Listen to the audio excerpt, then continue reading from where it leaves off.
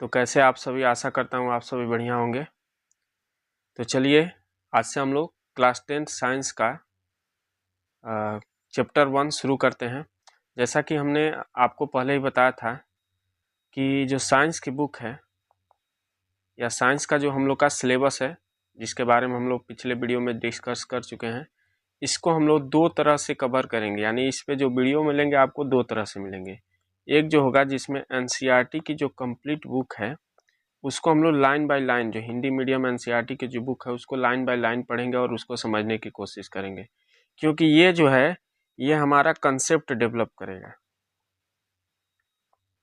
उसके बाद हम लोग सेल्फ नोट्स से पढ़ाई करेंगे, जिससे हम लोग का कॉपी में 60 नोट्स तैयार होगा।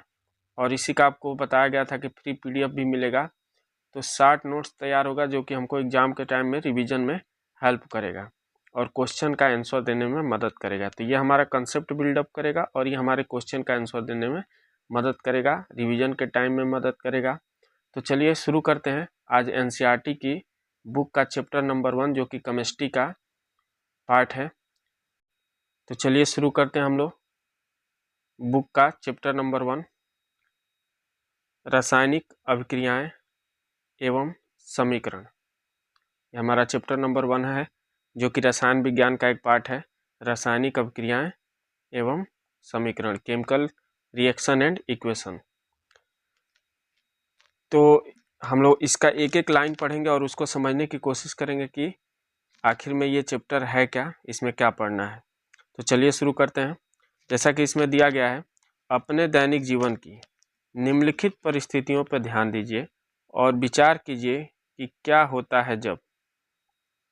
कह रहा है कि हमारे दैनिक जीवन में कुछ घटनाएं होती हैं, कुछ परिस्थितियां जिनमें से दिया गया है और हमको उसको पढ़ना है और विचार करना कि आखिर इन परिस्थितियों में होता क्या है। तो हम लोग देखेंगे, पहला जो परिस्थिति दिया गया है कि गर्मियों में कमरे के ताप पर दूध को खुला छोड़ दिया जाता है। कह रहा है कि गर्मियों में जब कमरे के ताप पर दूध को खुला छोड़ देते हैं तो क्या होता है। यानी पहला जो हमारी परिस्थिति दी गई है वो किसकी दी गई है, तो दूध के बारे में, कि दूध को हम लोग गर्मियों में कमरे के ताप पर अगर खुला छोड़ दें तो क्या होगा।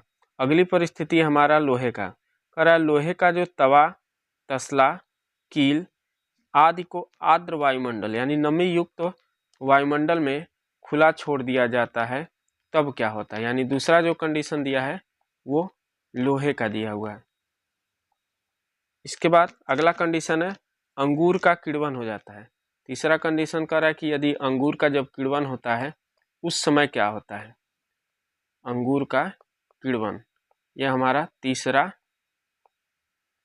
कंडीशन दिया है। अगला कह रहा है भोजन को पकाया जाता है। चौथा कंडीशन कह रहा है हमारा कि क्या होता है जब हम लोग भोजन को पकाते हैं, यानी भोजन का पकना। यह हमारा अगला कंडीशन दिया गया है। इसके बाद कह रहा है हमारा शरीर भोजन को पचा लेता है। यानी पांचवा हम लोग का कंडीशन है भोजन का पचना। कह रहा है जब शरीर भोजन को पचा लेता है उस समय क्या होता है, भोजन का पचना। ये पांचवा कंडीशन है। फिर अगला है हम सांस लेते हैं। छठवां कंडीशन कह रहा है कि क्या होता है जब हम सांस लेते हैं, यानी सांस लेना। ये 6 कंडीशन के बारे में सोचने के लिए कह रहा है कि इस परिस्थितियों को सोचिए और बताइए कि क्या होता है इन परिस्थितियों में। तो चलिए हम लोग ये हम लोग के अगल बगल दैनिक जीवन है, सभी लोग इसके बारे में जानते होंगे।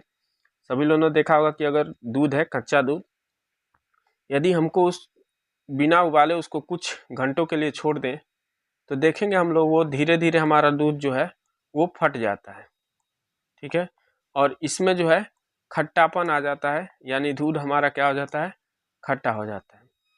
इसी तरह लोहे की परिस्थिति पे विचार करें तो हम लोग देखते हैं कि लोहे को जब हम आर्द्र वायु में यानी नमी युक्त वायु में कुछ दिनों के लिए छोड़ देते हैं तो लोहे पे एक भूरे रंग की परत चढ़ना शुरू हो जाती है, जिसको हम लोग बोलते हैं जंग लगना।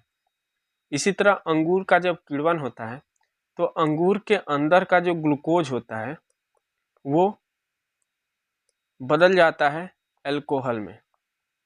तो ये अंगूर का किण्वन, इसमें क्या हो रहा है कि जो अंगूर के अंदर का ग्लूकोज जो है वो किस में बदल जा रहा है, एल्कोहल में बदल जा रहा है। इसी तरह भोजन को जब पकाया जाता है तो भोजन का क्या हो जाता है, स्वाद बदल जाता है। ये पचने में क्या हो जाता है, आसान हो जाता है। तो स्वाद बदल जाता है इसका जब हम लोग भोजन को पकाते हैं। ठीक इसी तरह से भोजन का पचना, भोजन जब पचाते हैं हम लोग तो जो भोजन के बड़े अणु हैं जैसे कि कार्बोहाइड्रेट, स्टार्च, ये सभी जो स्टार्च यानी कि कार्बोहाइड्रेट, ये छोटे अणुओं यानी ग्लूकोज में, प्रोटीन है तो न्यूक्लिक एसिड में, इन सभी में ये बदल जाता है, यानी बड़े अणु छोटे अणुओं में बदल जाते हैं।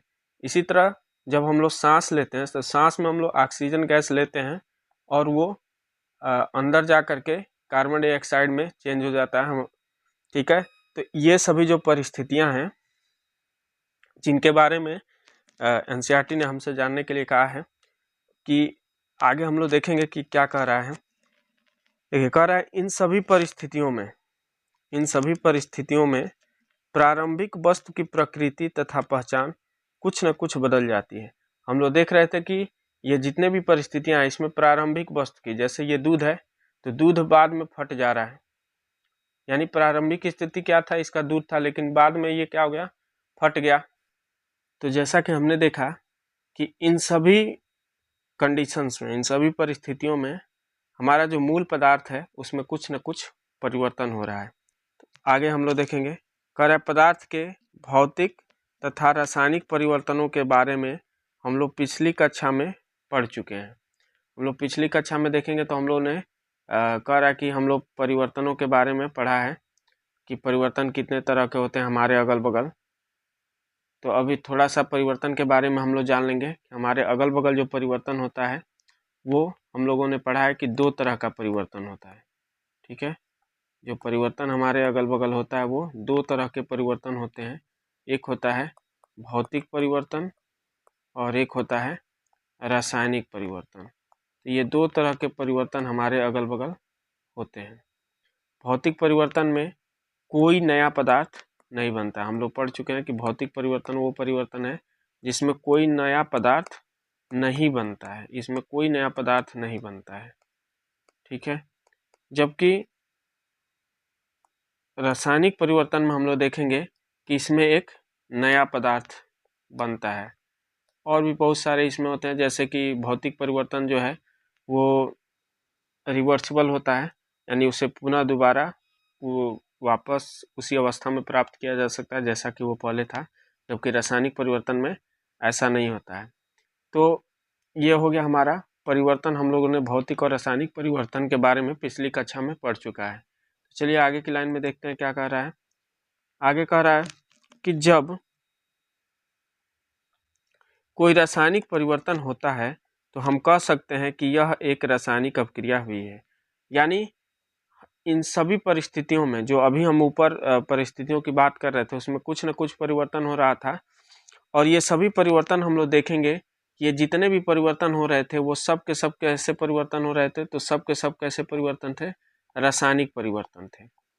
और इसमें यही कह रहा है कि जहाँ कहीं रासायनिक परिवर्तन होता है उन सभी परिस्थितियों में, उन सभी कंडीशंस में हमेशा क्या होती है, रासायनिक अभिक्रिया होती है। यानी रासायनिक अभिक्रिया एक तरह से क्या है, रासायनिक अभिक्रिया एक तरह से कुछ भी नहीं, रासायनिक परिवर्तन ही है। तो रासायनिक परिवर्तन कब होता है, जब उनके बीच में क्या होता है, किसी पदार्थ, 2 या 2 से अधिक पदार्थों के बीच में रासायनिक अभिक्रिया होती है, ठीक है। अब आगे आप शायद सोच रहे होंगे कि रासायनिक अभिक्रिया का वास्तविक अर्थ क्या है। आप यही सोच रहे हैं कि रासायनिक अभिक्रिया का वास्तविक अर्थ क्या है। हम कैसे जान सकते हैं कि कोई रासायनिक अभिक्रिया हुई है।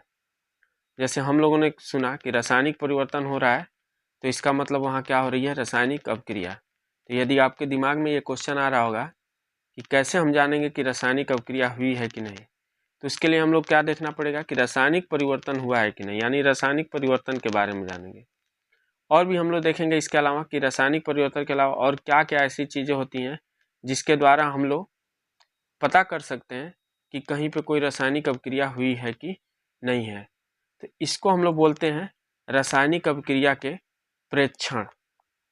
यानी रासायनिक अभिक्रिया के प्रेक्षण, कुछ प्रेक्षण हैं जिसके द्वारा हम बता सकते हैं कि कोई रासायनिक अभिक्रिया हुई है कि नहीं हुई है। तो वो कौन कौन से प्रेक्षण है इसके बारे में आगे हम लोग पढ़ेंगे। उससे पहले हम लोग का एक क्रियाकलाप दिया गया है, कह रहा है देखिए उस क्रियाकलाप के बारे में क्या कह रहा है। क्रियाकलाप कह रहा है कि इसमें जो अध्यापक हैं वो छात्रों की मदद करेंगे और हो सकता है तो छात्र आंखों पे क्या कर लेंगे, चश्मा पहन लेंगे तो उचित रहेगा। चलिए क्रियाकलाप क्या है ये हम लोग देखते हैं। कह रहा है कि लगभग 3 से 4 सेंटीमीटर लंबे मैग्नीशियम रिबन को रेगमाल से रगड़ कर साफ कर लीजिए। कह रहा है कि 3 से 4 सेंटीमीटर हम लोग का मैग्नीशियम का रिबन लेना है।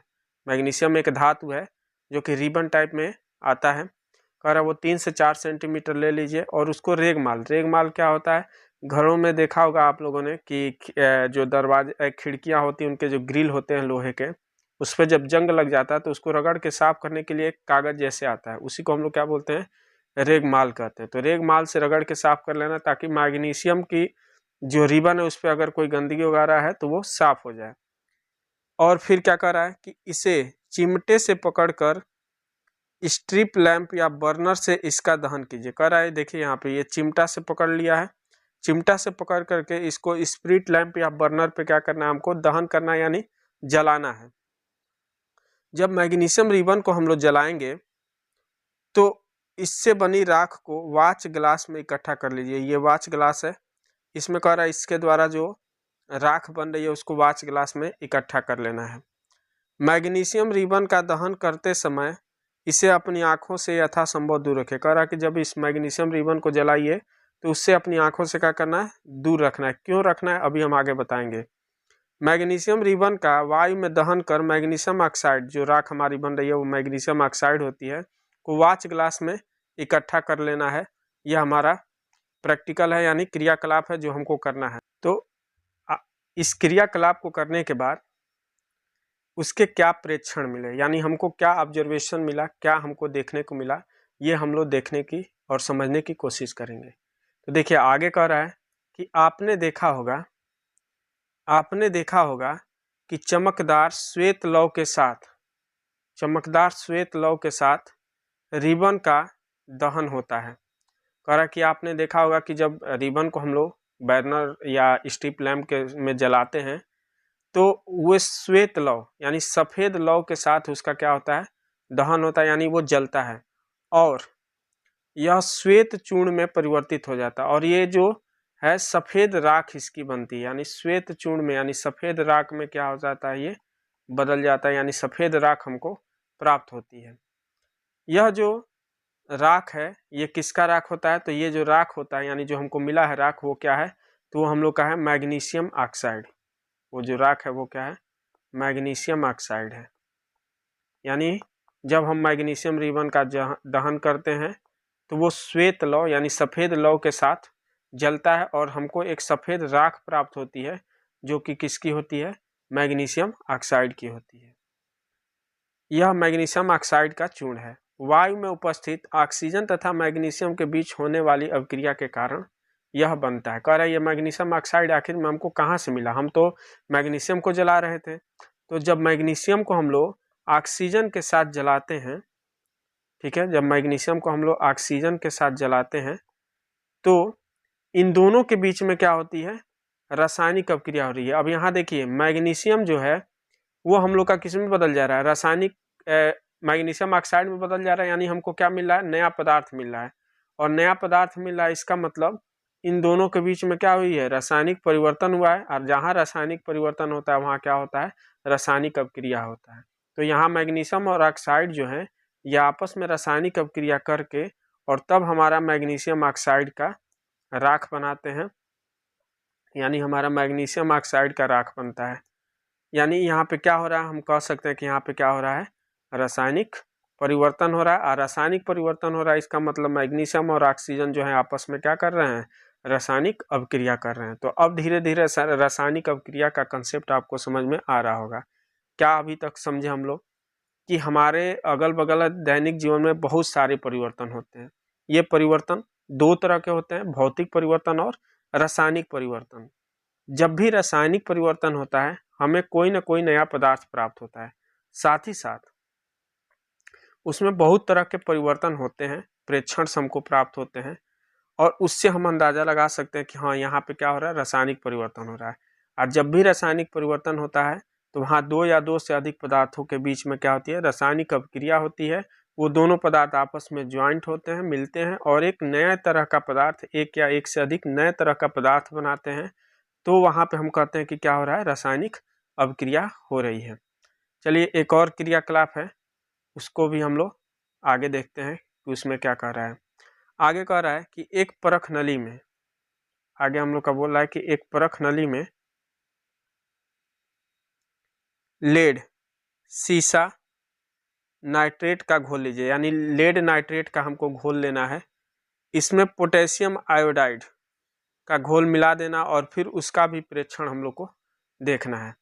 इसी तरह एक और क्रियाकलाप दिया हुआ है, क्रियाकलाप 3 क्या कह रहा है कि एक शंक्वाकार फ्लास्क या परख नली में कुछ दानेदार जिंक लीजिए। अब यहाँ पे भी देखिए, यहाँ पे भी जो जिंक है वो हम लोग का क्या है, वो भी एक धातु है। तो यहाँ पे हमको लेना क्या है, तो यहाँ पे हमको लेना है दानेदार जिंक।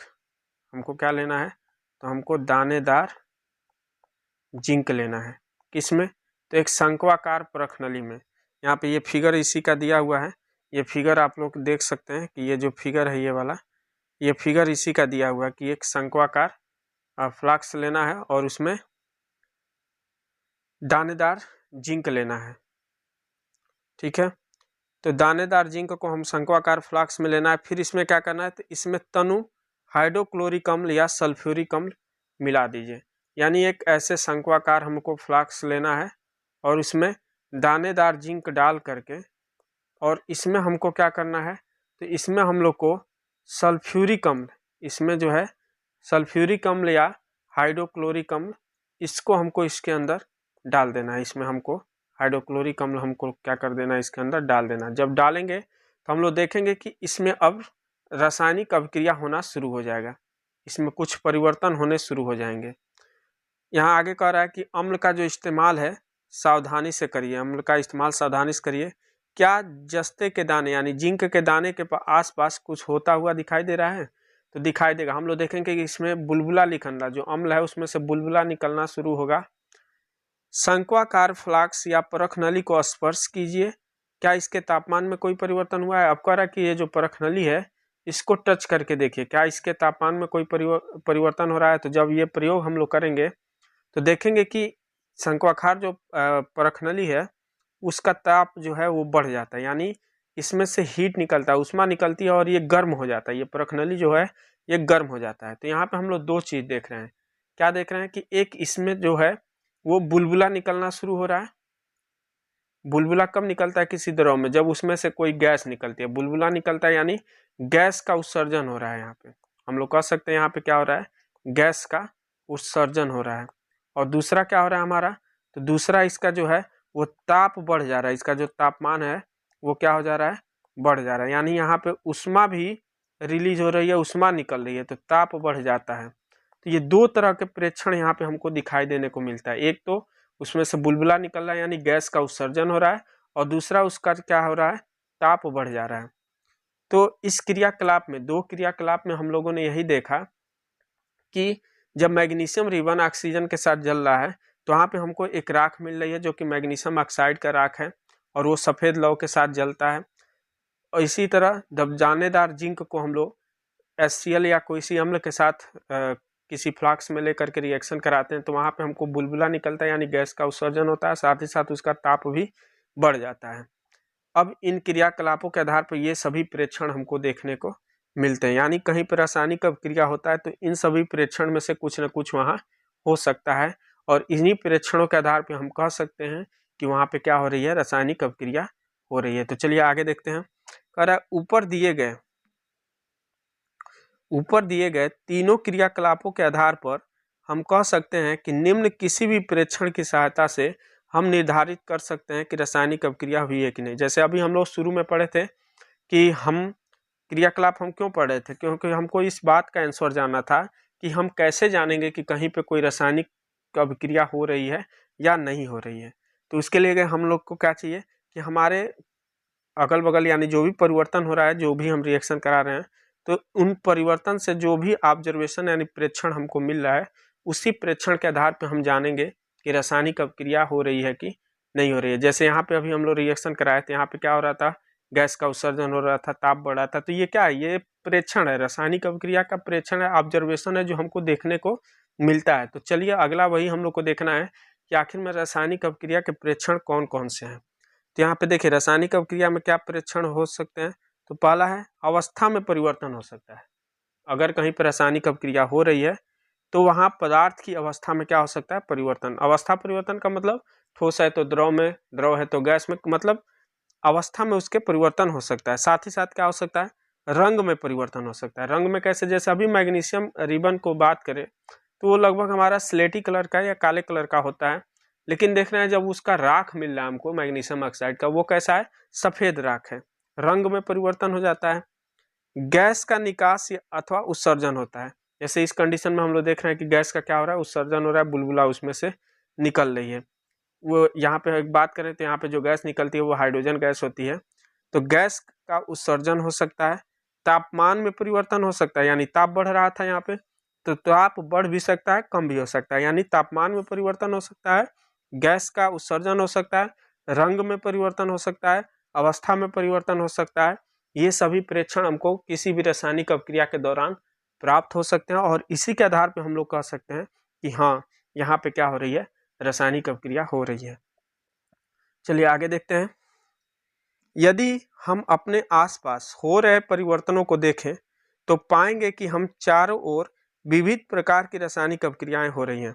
कह रहा कि हम अपने आसपास हो रहे विभिन्न परिवर्तनों को देखें, उसी में से कुछ 6 परिवर्तन हम लोग के सामने दिया गया था, परिस्थितियां। तो इस तरह बहुत सारी सैकड़ों परिस्थितियां हमारे अगल बगल परिवर्तन होते रहते हैं, जिसमें हम विविध प्रकार की रासायनिक अभिक्रियाओं को क्या कर सकते हैं, देख सकते हैं। इस अध्याय में हम विभिन्न प्रकार की रासायनिक अभिक्रियाओं, उनके प्रतीकात्मक निरूपण का अध्ययन करेंगे। और इस अध्याय में हम लोग क्या पढ़ेंगे, तो ये जो हमारे अगल बगल रासायनिक अभिक्रियाएं होती हैं, वो कितने तरह की रासायनिक अभिक्रियाएं होती हैं, और उस रासायनिक अभिक्रियाओं को अगर हमको लिखना हो अध्ययन की दृष्टि से तो उसको हम कैसे लिखेंगे, उसका निरूपण अगर हमको करना हो तो हम लोग निरूपण, प्रतीकात्मक निरूपण कैसे करेंगे, यही सब हमको इस चैप्टर में पढ़ना है। तो अब आशा करते हैं कि इतने में आप लोगों को रासायनिक अभिक्रियाएं होती क्या हैं ये समझ में आ गया है। ठीक है, तो थोड़ा बहुत यहाँ तक जो हम लोगों ने पढ़ा है इसका हम शॉर्ट रिवीजन कर देते हैं, फिर अगले वीडियो में हम लोग इसके आगे पढ़ेंगे, क्योंकि हम ज़्यादा एक बार में ज़्यादा नहीं पढ़ा रहे हैं, क्योंकि वीडियो लंबी हो जाएगी। तो हम चाह रहे हैं कि ज़्यादा लंबा वीडियो ना हो और आप लोग इतना ही थोड़ा थोड़ा करते, क्योंकि हमारे पास बहुत समय, 1 साल का समय, हम लोग धीरे धीरे करके इसको पढ़ेंगे। तो चलिए अभी तक जो हमने कहा पढ़ा है उसको हम अपनी भाषा में शॉर्ट रिवीजन हम लोग करते हैं। ठीक है, शॉर्ट रिवीजन के द्वारा हम लोग देखते हैं कि क्या हम लोगों ने पढ़ा है। तो चलिए अगला देखते हैं हम लोग। सबसे पहले हम लोगों ने क्या पढ़ा, तो सबसे पहले हमारा जो चैप्टर का नाम था वो क्या था, तो चैप्टर का नाम था रासायनिक अभिक्रिया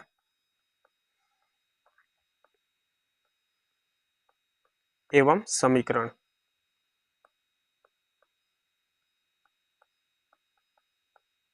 देखिए समीकरण क्या होता है ये तो हम आगे की क्लास में पढ़ेंगे, अभी हम लोग यहाँ पे पढ़ रहे हैं रासायनिक अभिक्रियाएं क्या होती हैं।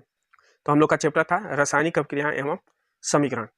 कर इस चैप्टर में हम लोगों ने क्या देखा, सबसे पहले इस चैप्टर में हम लोगों ने देखा कि हमारे अगल बगल बहुत तरह के परिवर्तन होते हैं, और ये जो परिवर्तन होते हैं ये 2 तरह के होते हैं।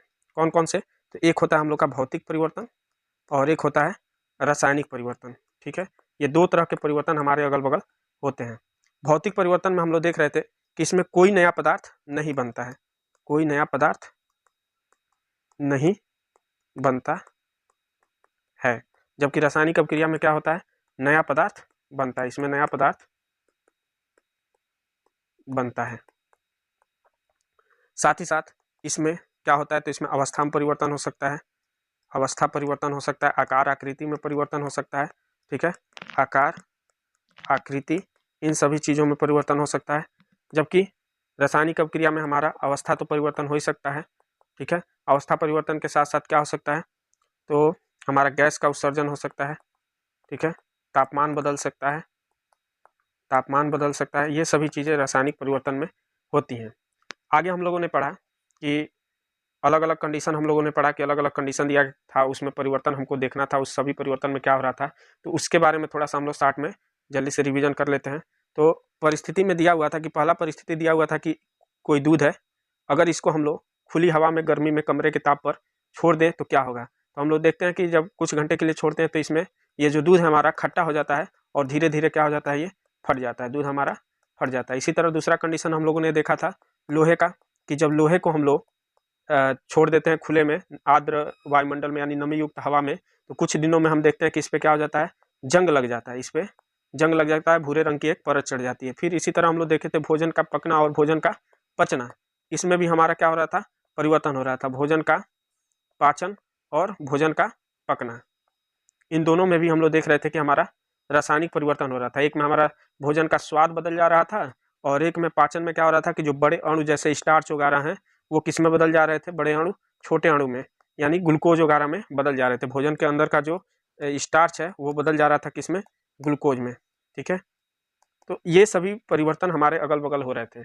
अब इन परिवर्तन का अध्ययन करके हम लोग ये कह सकते थे कि अगर कहीं पे रासायनिक परिवर्तन हो रहा है तो वहाँ हम बोल सकते हैं कि वहाँ क्या हो रही है, अगर रासायनिक परिवर्तन हो रहा है इसका मतलब वहाँ पे क्या हो रही है, रासायनिक अभिक्रिया हो रही है। अब रासायनिक अभिक्रिया को समझने के लिए यानी ये तो कन्फर्म होगा कि जहाँ भी रासायनिक परिवर्तन होगा वहाँ रासायनिक अभिक्रिया होगी, क्योंकि रासायनिक परिवर्तन होगा तो उसमें रासायनिक परिवर्तन जब भी होगा नया पदार्थ बनेगा। नया पदार्थ जब मूल पदार्थ किसी दूसरे पदार्थ से मिल करके कोई नया पदार्थ बनता है तो उसी को हम लोग क्या बोलते हैं, रासायनिक अभिक्रिया, ठीक है। तो कहीं भी अगर रासायनिक परिवर्तन हो रहा है तो वहाँ रासायनिक अभिक्रिया हो रही है। इसके बाद आगे हम लोगों ने कुछ क्रियाकलाप दिया था जिसमें पहला था मैग्नीशियम।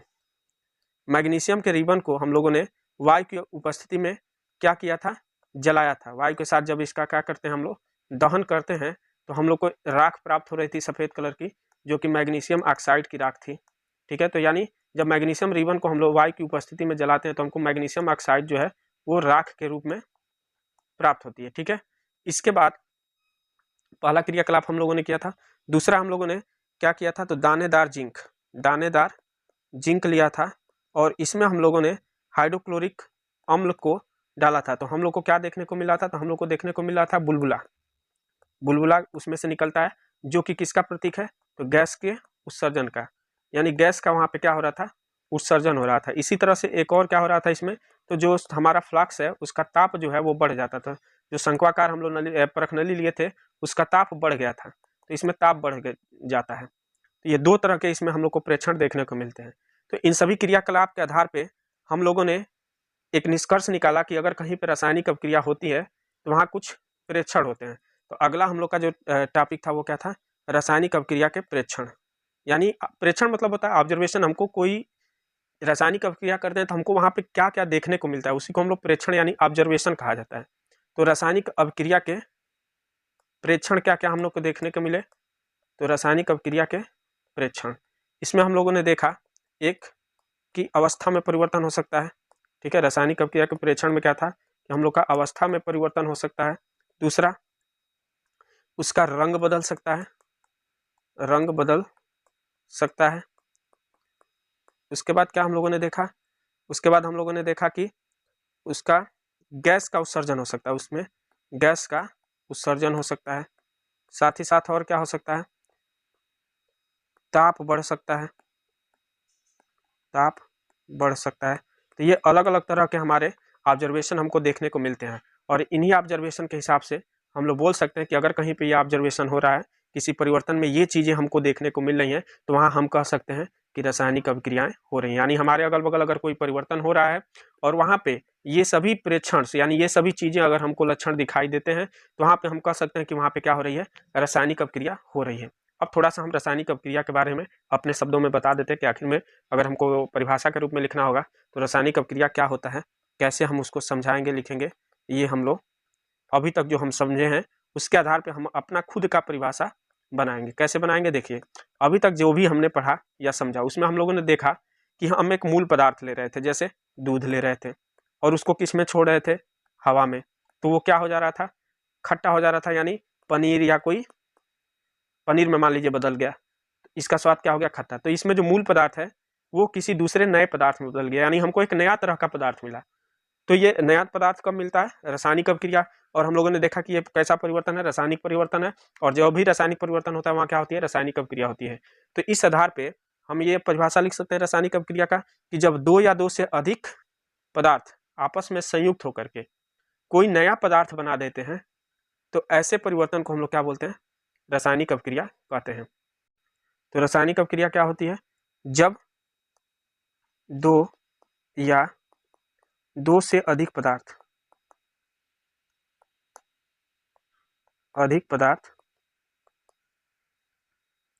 आपस में संयुक्त होकर